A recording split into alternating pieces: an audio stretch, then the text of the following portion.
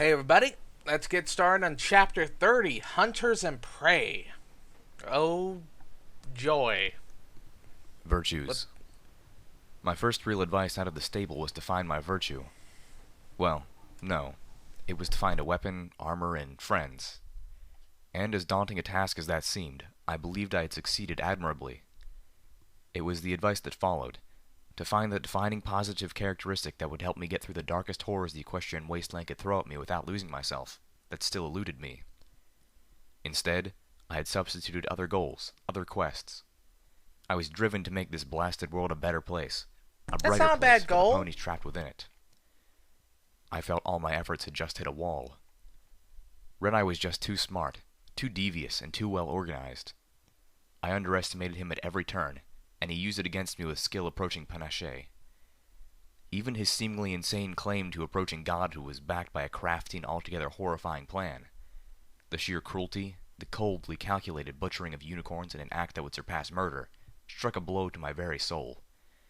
And yet, I could already envision his argument. What is the suffering death of a few dozen, or possibly even 100 unicorns today, for generations of safety and peace for millions in the future? We already talked about the whole ends justify the means thing and why it's actually bullshit. Like 9 times out of 10, the ends justify the means doesn't actually work. Or if it does, it taints the victory so badly that it all comes falling apart. Like, something I've actually noticed a lot with both history and fiction is that the immoral pragmatic, like they call themselves pragmatic, but they're actually not. They think of themselves as hard men making hard decisions, when I don't think that trope has ever really existed, like in reality. I mean, I'm sure that there have been points where that sort of stuff had to happen, but the actual person who does it all the time, like that, it doesn't work like that. So I especially notice in the Border Prince book for Warhammer Fantasy Battle, the role-playing game, 2nd edition, was actually talks about this, and it seems the author of the book agrees with me, because like he often always quotes pragmatic warlords who do away with unnecessary morals for the greater good of all. He always uses the exclamation points. That's why I'm doing it, because he uses them in the book. And says these guys don't live any longer than the moral or just ones.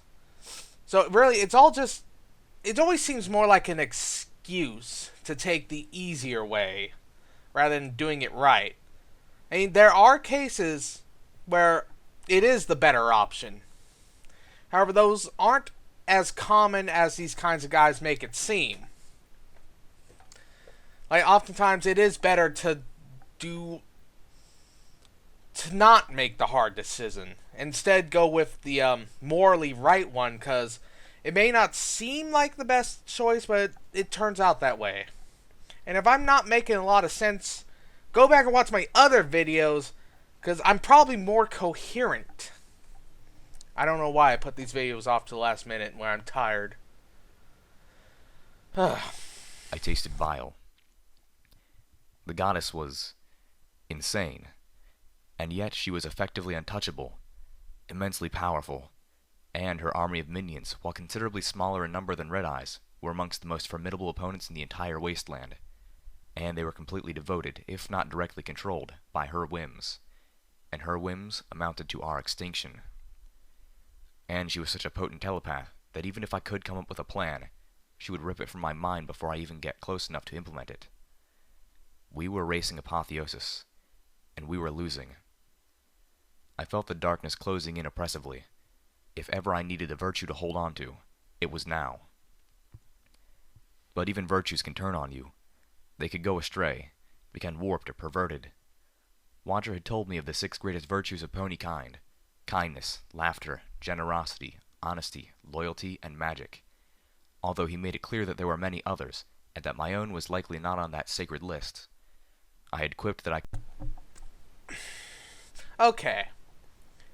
If Spike's the one that used the term sacred list, fuck him.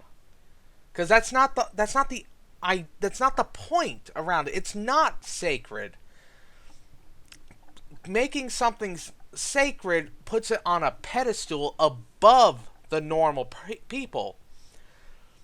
That's why, like, you know, the whole religion thing with Jesus Christ and the saints and all the prophets, like it's sacred because, like, in people's heads, they are above.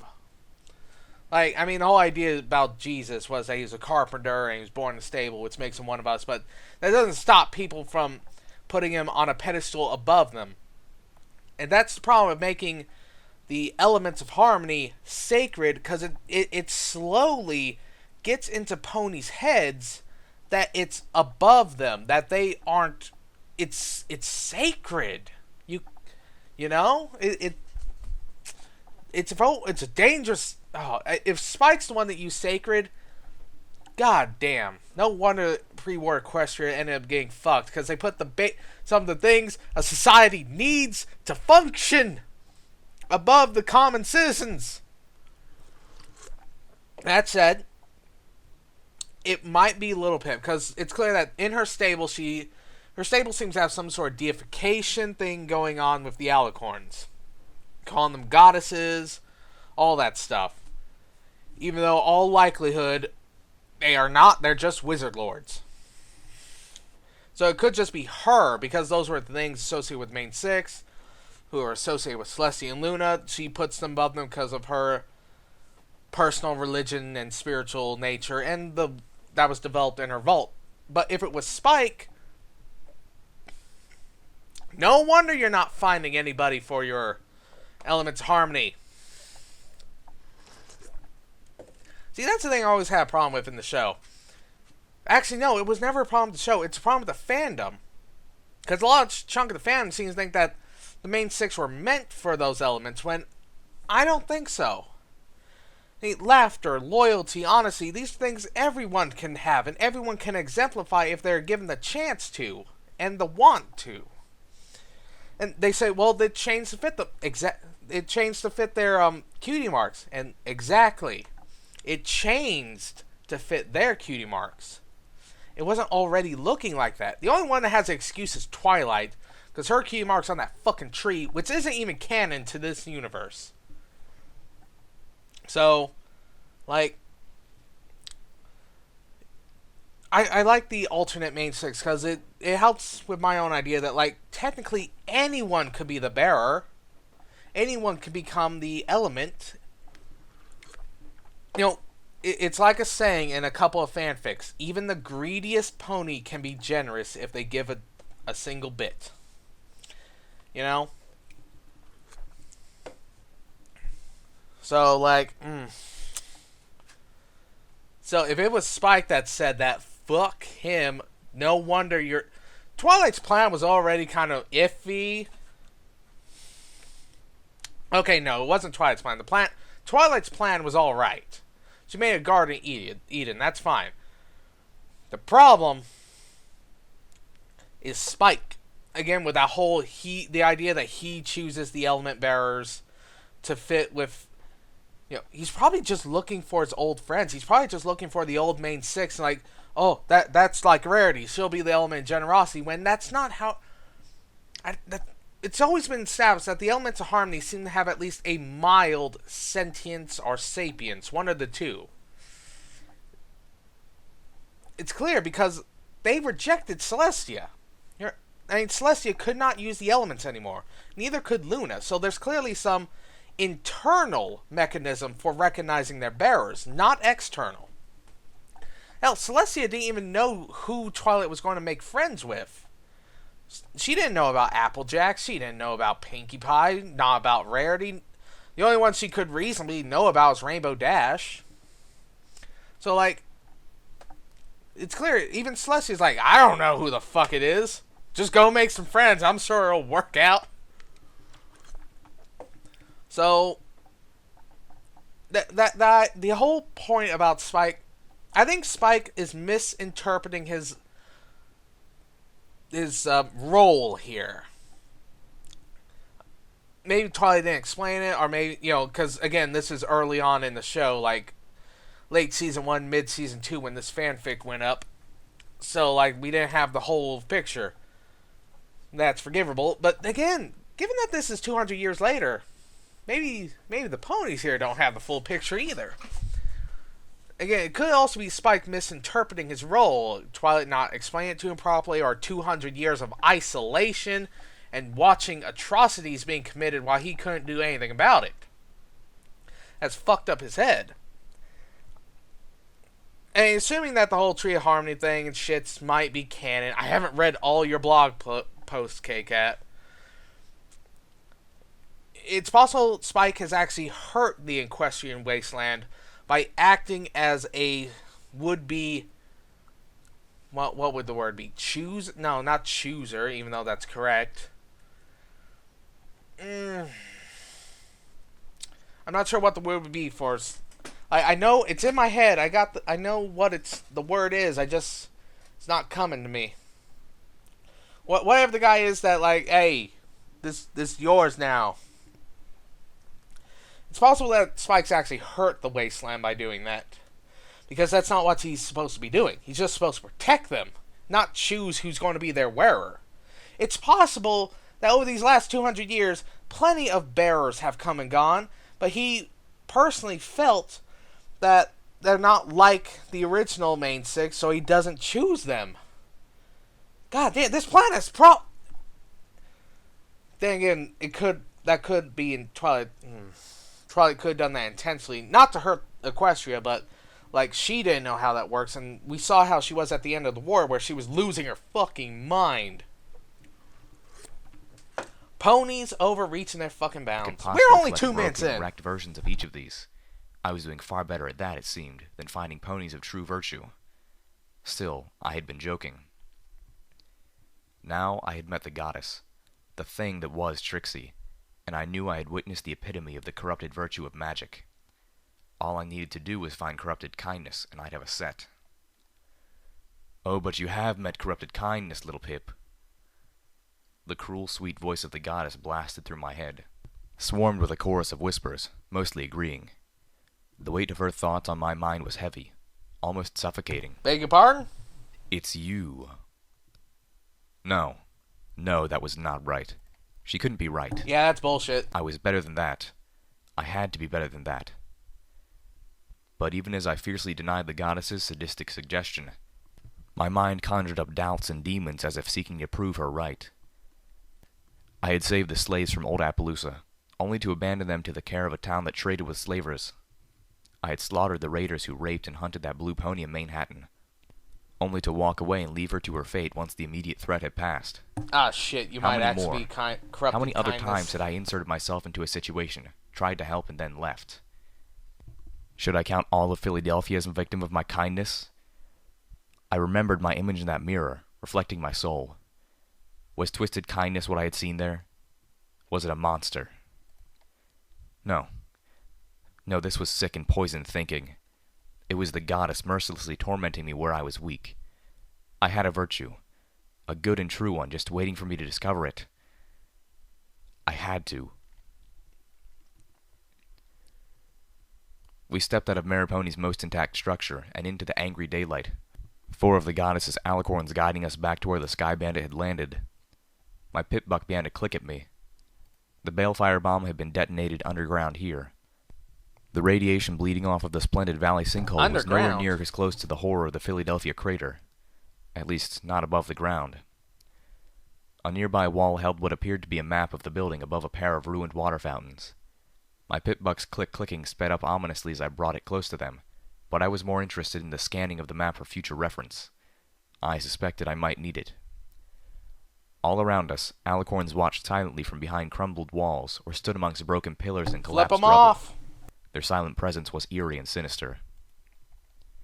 Thriving? Velvet Remedy asked in a hushed voice, dipping her head. It feels more like they haunt this place. I nodded, lowering my voice to reply almost instinctually, as if the alicorn's silence demanded we speak softly.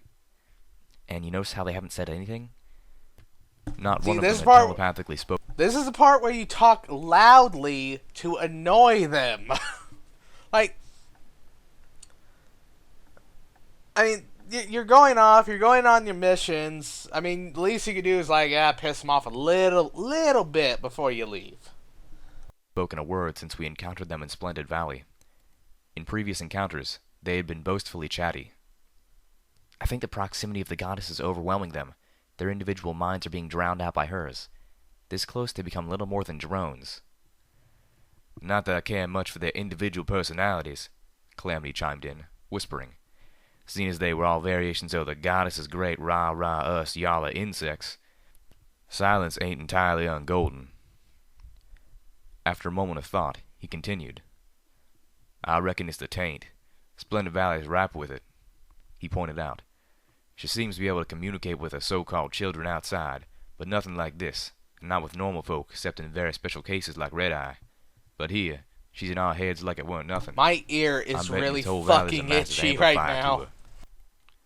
Wonderful. But I don't want to stop. Well, then don't any pony think anything about what we're going to do now until we're out of this goddess's forsaken place. Calamity barked a laugh at my choice of phrasing. The alicorns, of course, said nothing. They wove us through the rubble to the flat of asphalt which had once been a landing zone for sky chariots. The sky bandit sat waiting for us. On the roof, Pyrelite danced and hooted our return. Velvet Remedy stopped. Calamity hesitated, his ears picking up as he watched the bird. Hold it here, he whispered, putting a foreleg out to block me. The 4 alicorns kept walking towards the sky bandit, either unaware or unconcerned that their charges had stopped following. That sounds like a warning. Another alicorn dropped out of the sky behind us and raised her shield. It is, Velvet Remedy breathed. The 4 alicorns trotted up to the sky bandit, the lead one beginning to turn towards us expectantly when the asphalt around them erupted in blasts of magical energy. All 4 alicorns were killed, 3 instantly with 2 of them melting into goo, the 4th collapsing several yards away, missing multiple limbs and bleeding to death with a pitiful whinny. Velvet Remedy's horn flared up as her anesthetic spell allowed the creature to spend her last seconds without pain. The alicorns in the ruins around us stumbled in unison. 2 more fell as shafts of colored light sliced through the air. Velvet Remedy muttered something, closing her eyes as her horn flared and 5 small flickering orbs of energy shot from the tip. One of the orbs drifted swiftly over my head and floated there. One stayed above Velvet. The other sought out Calamity, Zenith, and Pyrelite, and hovered over them like tiny guardians. New spell? Velvet Remedy nodded, saying, I'll explain later, as she looked for a way to run. Also, just coming to me right now, did you just lose the sky band? Did you just lose your fucking ride? Shameful display. The alicorns in the ruins were bringing up their shields. The air was filling with magical energy blasts. A pack of Hellhounds was charging across the tops of the rubble, moving with terrifying speed to engage the alicorns under the covering fire of more. When did you set that? Because I know the Hellhounds are coming back. You told me that, K-Cat. They were coming back. How did you organize all this? And when? Because it's pretty clear that judging by the markers you placed on all the ponies, you had a time to plan this out. Hellhounds in the valley. They'd mined the landing pad. My mind conjured up images of Hellhounds digging up from beneath us until less than half an inch of asphalt separated their holes from the world above. Then wonder-gluing the mines to that thin barrier and filling the holes behind them. Back inside, I shouted. Regroup first. Get out of the line of fire. I turned, only to find we were blocked by the shielded alicorn standing behind us. Beyond her, the doorway back into Maripony stood dark and empty. The concrete steps leading up to it tore apart explosively as the Hellhounds burst out from the ground beneath us. Massive claws ripped. Seriously, I love Diamond Dogs for their ability to tunnel through anything. Like, they would be the ultimate hellish nightmare army to fight. Like, the ones in the show were kind of lame. Except for the guard ones, because they were interesting. Their spears were crappy. They were just stone tied to a rickety stick. But they had plate armor. Like, it looked like football stuff. But, like, to a guy who loves fantasy, I'm like, these motherfuckers are wearing plate. Like, plate shoulder, cuirass, helmet, no greaves, but, forgivable. And, what even these spears? Their claws are hard enough to claw through solid stone in seconds.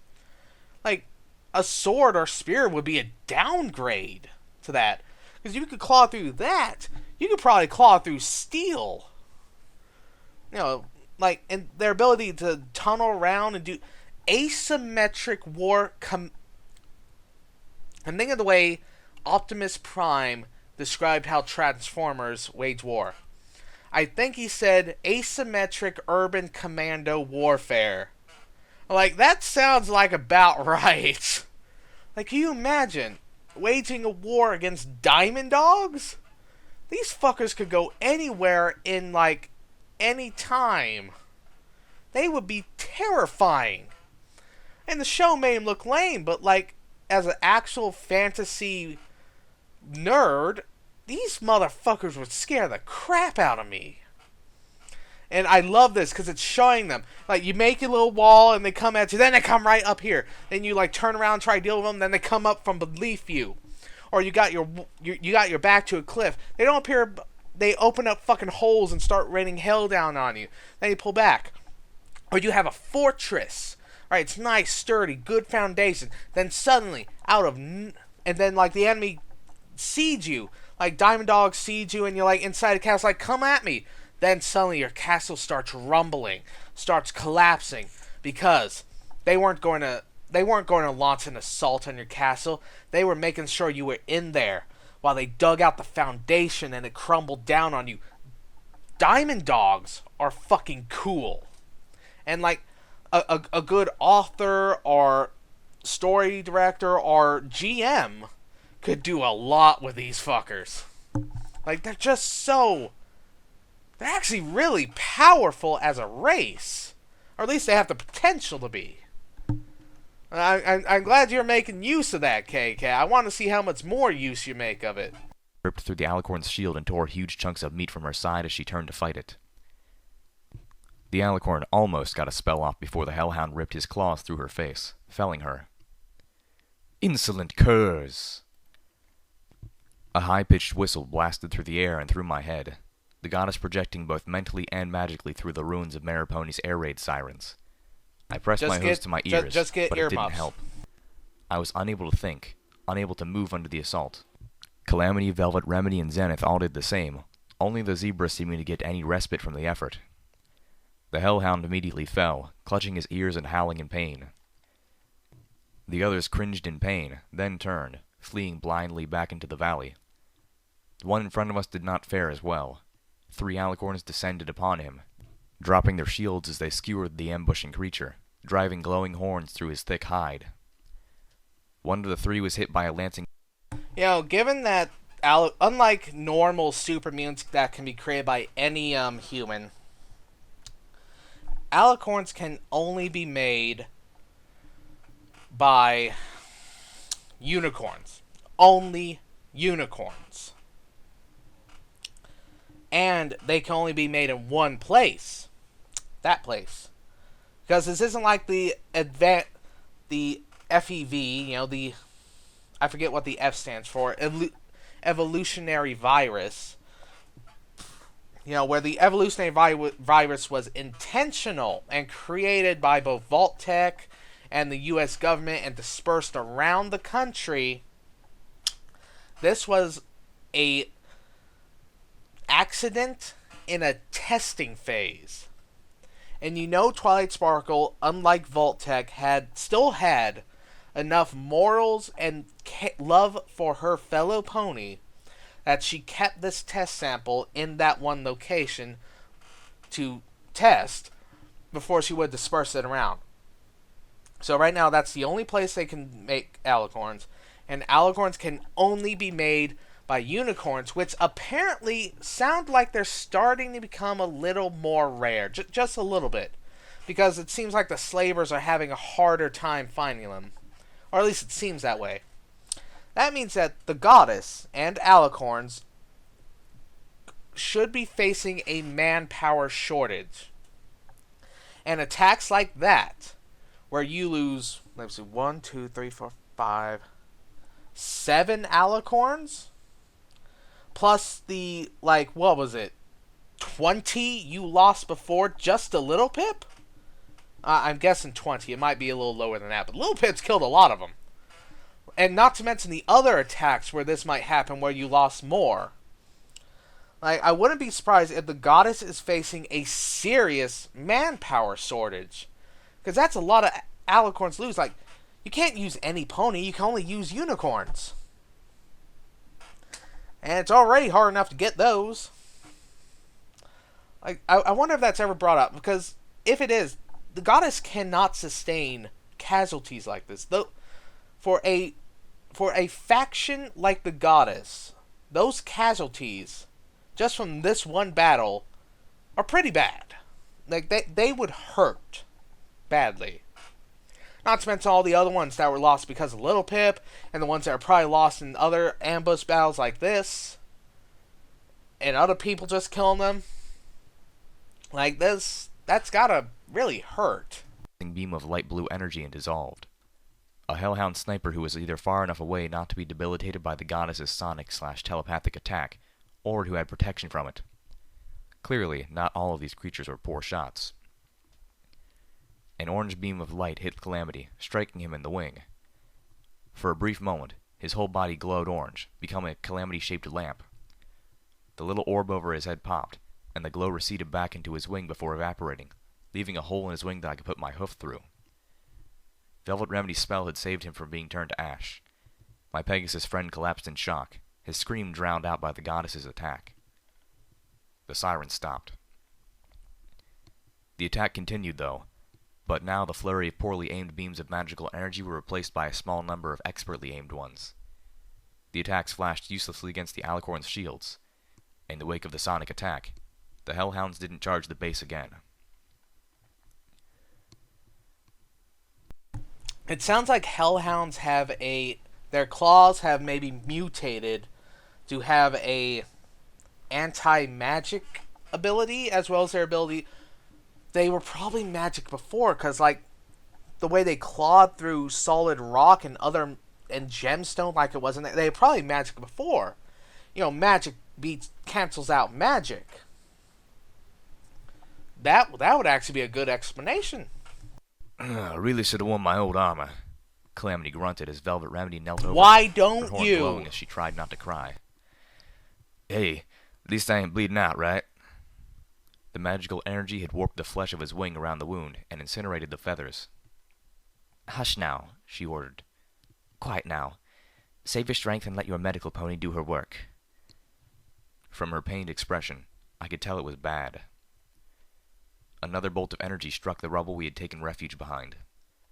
The Alicorns had flown out to strike down the snipers, but every time they got close, the Hellhounds disappeared into the ground.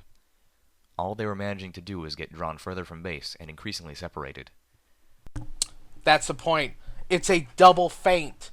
Like, they come out, they claw, because this probably happened before, because it's starting to feel like it has. You launch a sonic scream, they fall back, they hit you with snipers, you go follow them, you dig down, you come out, you shoot again, they follow you out. This is the retreat feint. I know this because, like, the Mongols did this. The Mongols love to do this strategy. Genghis Khan and his Mongols, what they do is they sent an advance force. They would hit the enemy, they hit him hard, then they pull back. They would stay just far ahead of the enemy to entice them to keep forward. They would get far away, fire pop shots, but they would stay just close enough to make the enemy feel like, yeah, I could get him, so I'm going. So they chase after him, and they pull back, but they would stay just close enough so they could keep firing pop shots and stay within range of the enemy that they feel like they could get him. So every time the enemy got closer, they would pull back more, but not too far, and they would keep going like that until eventually the feint force got to where they were supposed to be. The baited enemy would charge forth, and then the Mongols would come out of nowhere and crush them. This was a favored tactic by the Mongols, and it's a really effective one. I can see it being worked here by the Hellhounds. They probably have a lot of experience fighting these guys. And Trixie would be arrogant enough not to learn. I know too much about military history.